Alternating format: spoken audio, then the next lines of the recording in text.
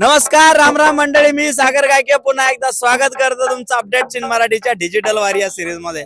तर मंडळी, आषाढी वारी पायी चालत असताना बरेचसे अनुभव, बरेचसे वारकरी या ठिकाणी भेटत असतात। त्याच पद्धतीने आज आम्ही आळंदीची वारी कव्हर करत असताना आमच्या गावाकडचे म्हणजे शिल्ले गावचे वारकरी आज आम्हाला भेटलेत आणि आपण त्यांच्याकडून जाणून घेऊया त्यांचे वारीचे अनुभव, कधीपासून त्यांची वारी सुरू झाली।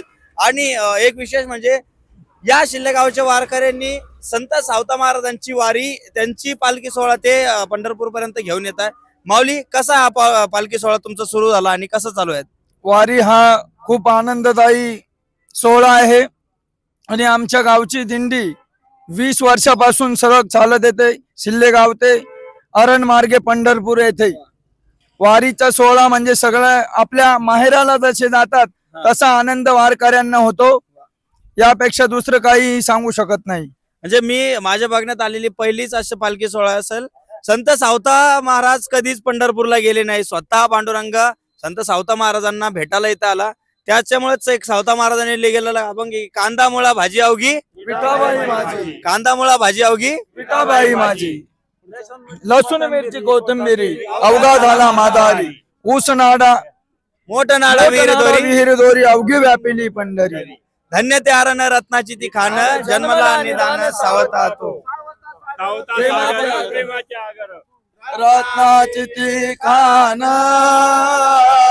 धन्य ते आरण रत्नाची ती खान,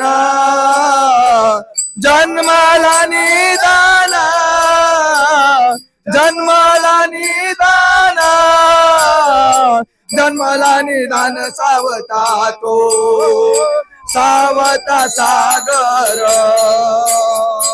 प्रेमाचे आगर सावता सागर, प्रेमाचे आगर घेतला उतारा, घेतला उतारा, आमा मने कांता जन्म सफल झाला, वंश उद्धारी